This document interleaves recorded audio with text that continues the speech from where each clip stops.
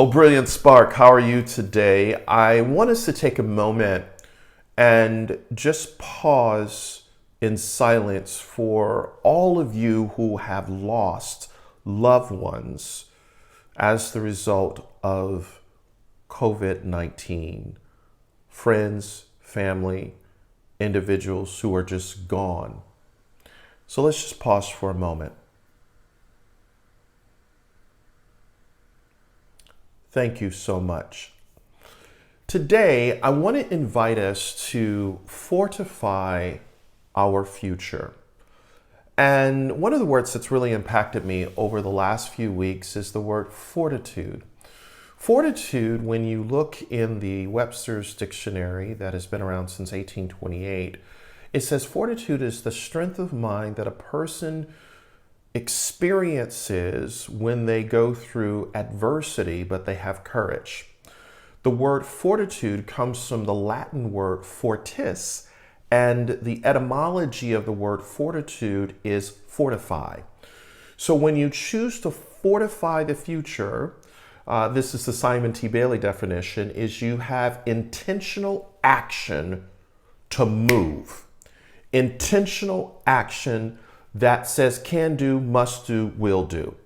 Yesterday, I posted a question in LinkedIn asking what should a person do if they fear losing their job or they've already been laid off. And some of the feedback that I received, and I'm just going to give you some practical things that were shared by amazing individuals from all over the country. Jeff said, go where the jobs are.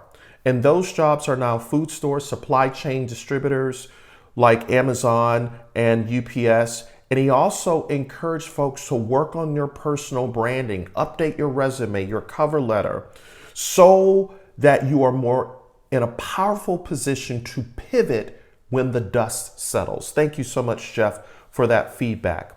Rob said, for those that have financial means, it's time to reinvent. Enroll in unemployment insurance, find free online courses, develop a blog, don't watch the news for more than necessary.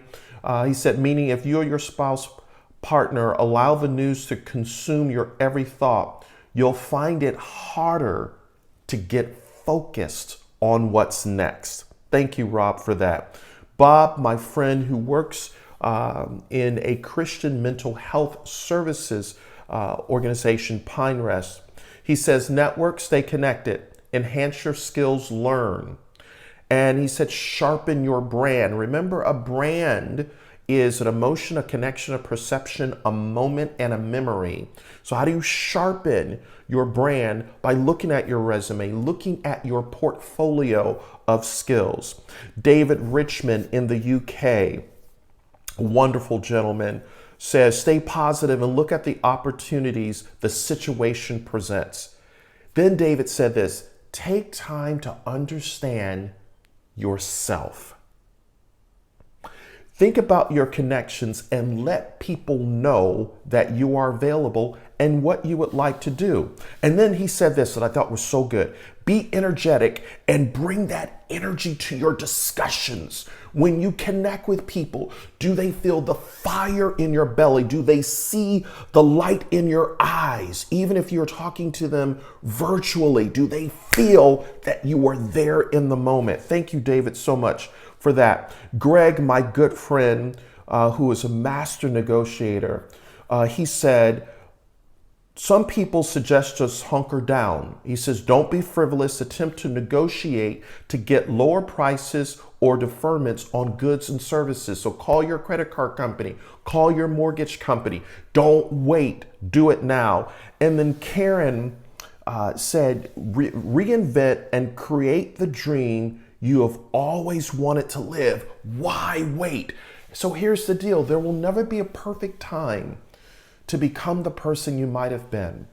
If you are going to fortify your future and really understand fortitude, it's strength of mind, having guts, a backbone, grit to say can do, must do, will do. I love you. I believe in you. We've got a special announcement tomorrow, and I don't want you to miss it because we are getting ready to pivot this conversation. Remember, I love you and I believe in you. And there's not a darn thing that you can do about it. You matter.